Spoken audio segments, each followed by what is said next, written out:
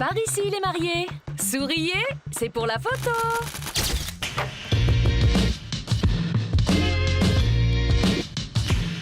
« 1939. Marc Chagall termine ce qu'il pense être son dernier tableau, Les mariés de la Tour Eiffel.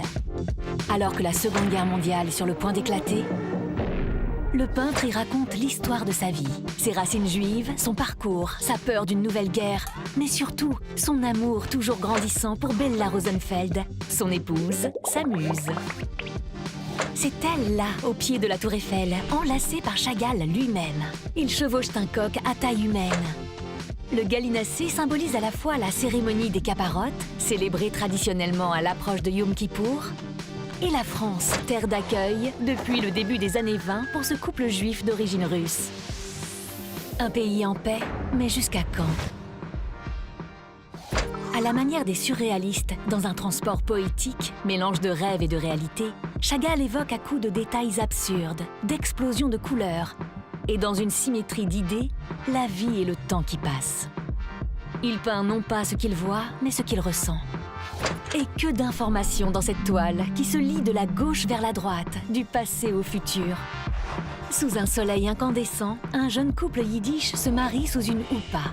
Nous sommes en 1915 à Vitebsk, la ville natale de Marc Chagall. Il vient de demander la main de Bella et l'avenir semble briller. Mais quand l'artiste donne le dernier coup de pinceau à sa toile, les nazis ont déjà commencé à expulser les juifs, contraints de quitter leur maison en portant ce qu'ils peuvent. Dans le chaos qui s'ensuit, un candélabre à 3 branches, symbole de la lumière spirituelle, est renversé. Et vous l'entendez, ce violon qui joue du klezmer? La musique traditionnelle des juifs itinérants. Tout ça raconte la folie des hommes, la montée de l'antisémitisme et la guerre qui gronde.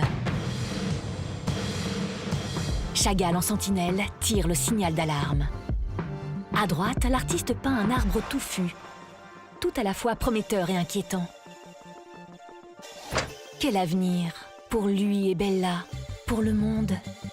Si toute vie va inévitablement vers sa fin, nous devons, durant la nôtre, la colorier avec nos couleurs d'amour et d'espoir, disait Chagall. Il nous offre donc à jamais ces violets profonds, ces rouges sang, ces jaunes éclatants et ces bleus à l'âme.